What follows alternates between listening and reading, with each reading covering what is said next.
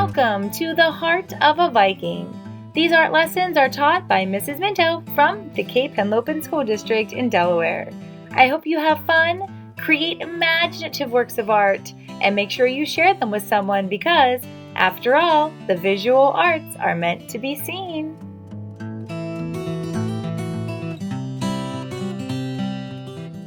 Hola artistas del Cabo y bienvenido de nuevo al corazón de una Viqueños. Hoy vamos a Otavala, Ecuador. That's right, we're traveling to South America again today and we're going to Ecuador this time. And in Ecuador, they speak Spanish, which is why I was just speaking a little bit of Spanish too. And we're also going to be learning about how the native Otavalans that live there work with textiles. Textile is like a type of fabric. So I'm wearing right now a scarf that I made using a technique called weaving. And today, you're going to be learning the same technique and hopefully have a beautiful scarf like this at the end of the project as well. And if you don't want the scarf for yourself, make it for someone else. People love gifts, and I'm sure you can think of someone who would love to wear a scarf like this, even if you don't want to wear it for yourself. So join me in learning a little bit more about this volcano-surrounded town in Ecuador, and I'll see you after you finish your project and upload it to Artsonia. So let's learn a little bit more. Grab your thinking caps and your art supplies, and I'll see you at the end. Otavala has a population largely made up of the Otavalan indigenous group. It's located in Ecuador, South America. And according to the 2010 census, the town has 39,354 inhabitants and an elevation of 8,307 feet. That's in contrast to Milton, Delaware's 13 feet above sea level. It is surrounded by the peaks of the Imbabura, Cotacachi, and the Mojando volcanoes. The indigenous Otavala people are famous for their weaving textiles, which are usually made of wool and sold at a very famous Saturday market.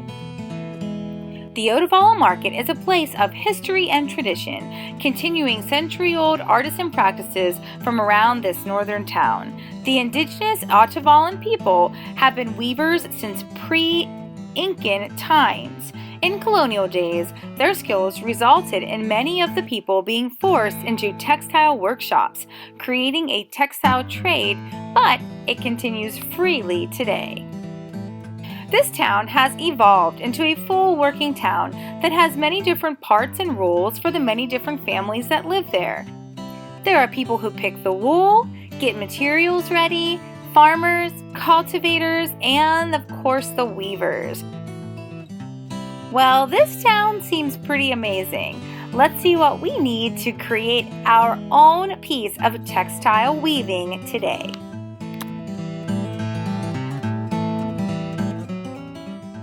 Can you believe it? The only supplies we need for today are our fingers, a pair of scissors, and a ball or skein of yarn.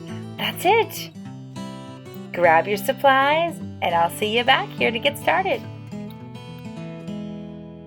Okay, here we are. The beginning of this project is kind of special. We have to do a special step at the beginning that we don't have to do anymore closer to the end. I'm going to start by anchoring the end of the yarn between my thumb and my hand. Then I'm going to start wrapping around the yarn around my fingers in a pattern that goes under, over, under, over. Now I'm going to go around my little pinky finger, and now I'm going to go under, over, heading back towards my pointer finger. My fingers should have yarn wrapped all around them, but in the pattern that I mentioned. Okay, now that you have that all started, you're going to be repeating this next set of steps a million times until you get yours to be the length you want it to be. Okay, so you're going to simply lay the piece of yarn across your fingers above the loops that are going around. Then you'll pick up the pointer finger loop and bring it up and over, sneaking your finger underneath. Then your middle finger, then your ring, and then your pinky finger. Okay, so now we're going to check it from the back. Just make sure that the pieces are underneath of there. It's going to look a little messy underneath of there to begin with. Okay, so now we're going to lay it across again, same direction, and loop each of the fingers over. Pull it a little bit on the back if you need to. And then again, bring it across to the pinky, around and across the top. Loop those fingers. These are the same steps over and over. Make sure that thumb is still holding that little tail there. And again.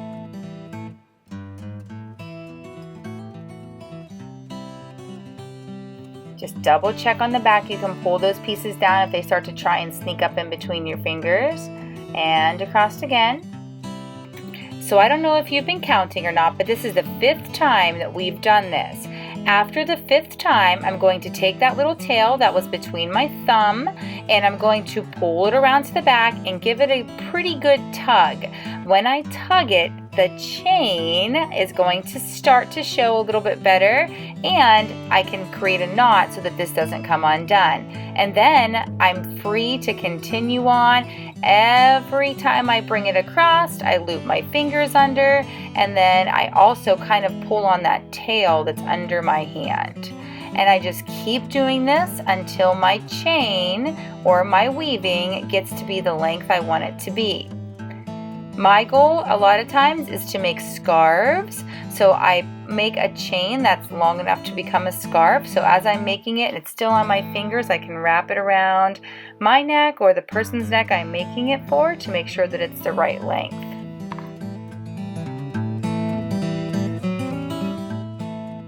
So as you can tell, I speed up my videos a lot so that you don't have to just sit and watch me creating. That 6 that I just held up with my hands, that means it's been 6 minutes since I began this chain weaving.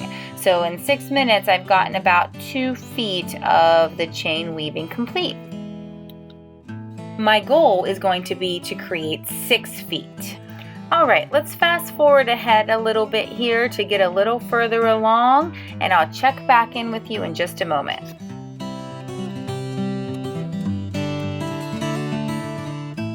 Okay, so now it's been about 15 minutes since I first started this whole weaving. I'm going to go just a little bit further to make my scarf just a little bit longer. Alrighty, so now we are finally all done. I'm going to go ahead and cut the yarn, and then I'm going to take the end where I just cut it and loop it through the little loop that's on my pinky there. Once I go through, I can finally remove my pinky, and I'll do that to the ring finger, loop it through, and then I can remove it, then the middle, and then the pointer.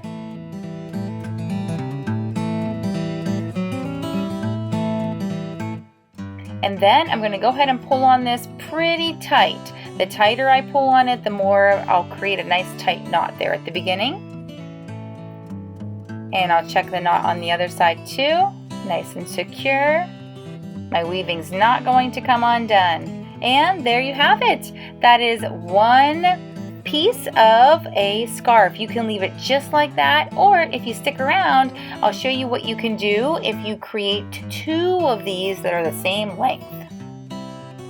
So this next part of our project is optional, which means you do not have to do it. But if you do, you have to create 2 of those chains and make them the same length.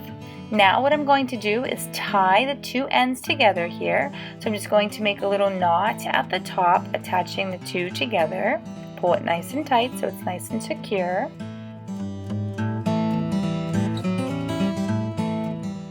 Now I'm going to use my extra yarn that I have to basically sew these 2 pieces together. So the first thing I'm going to do is take my end here, line it up with the end of my 2 weavings that are already created, right like that, and I'm just going to measure how long my piece of yarn needs to be. So I'm just sort of measuring it up against my other 2 pieces. There we go. And I'm going to go ahead and cut it pretty generously. You'd rather have too much left over than end up with not enough. Then I'm going to go back to the top, and I'm going to go ahead and knot this one with the other ones.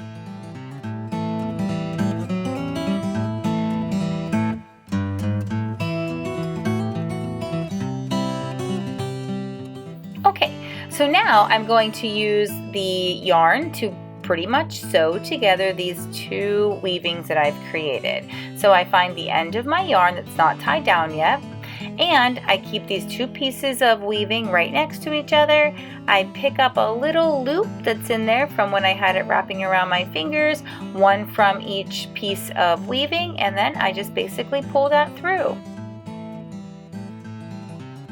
Then I move down a little ways and do it again. Push the end through, one side then the other, and pull it. And do it again. And I'm going to keep doing this until I've gotten to the other side.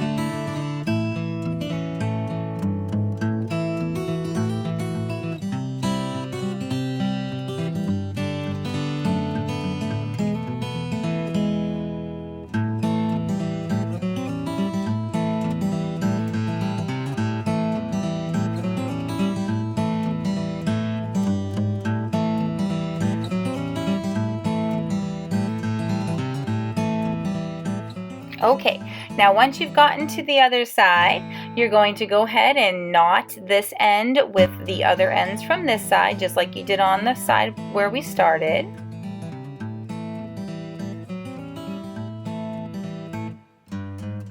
Pull it nice and tight so it's nice and secure. Fantastic, and now the two pieces are together forever. And that looks really nice. It's a little fuller, so if you're making a scarf for someone. Now I'm going to go ahead and cut off those extra strings, but I'm going to leave some dangly pieces at the end, just like a scarf would have, those dangly pieces. I'm even going to use some of my long scraps to add some extra danglies. So I just find a little loop and I put it through and tie it. I can add as many of these as I want, or I could have cut them all short and not added any. Completely up to you.